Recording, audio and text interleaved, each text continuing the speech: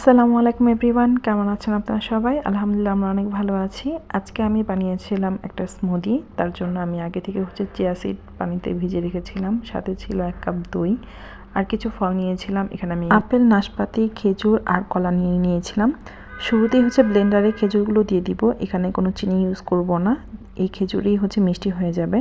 সাথে আপেল আর নাশপাতি দিয়ে দিব, কারণ এগুলো একটু শক্ত বেশি, এগুলো আগে ব্লেন্ডার না করলে পরে ব্লেন্ড হতে চাইবে না। এরপর দিয়ে দিব চিয়া সিডে থাকা যতটুকু পানি ছিল পুরোটাই দিয়ে দিলাম।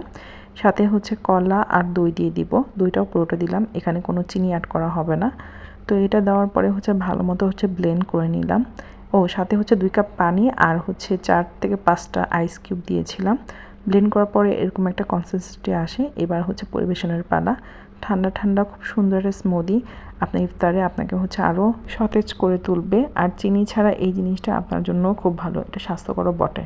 আরেকটা স্মুদি আমি তৈরি করেছিলাম গতবার, এটা কলা দিয়ে, মেইনলি কলাই ছিল, সাথে 2 কাপ দই ছিল, একটু দুধ ছিল, সাথে একটু বেশি চিনি ছিল আর খেজুরের পরিমাণ কম ছিল। তখন আমি মিষ্টি খেতাম, এই জন্য খেজুরের পরিমাণ কম আর চিনির পরিমাণটা বাড়িয়ে দিয়েছিলাম।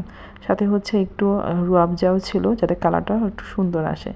এগুলো একসাথে সবগুলো ব্লেন্ড করে নিয়েছিলাম। এটাও খেতে খুবই ভালো লাগলো, কিন্তু চিনি দেওয়ার কারণে এখন আর এটা বানানো হয় না। সাথে আমি একটু কলা দিয়ে দিয়েছিলাম যাতে একটু ক্রাঞ্চি ভাব আসে। কেমন লাগলো দেখতে আপনারা জানাতে অবশ্যই ভুলবেন না। আর আপনারা কারা কারা স্মুদি পছন্দ করেন অবশ্যই জানাবেন। আল্লাহ হাফেজ।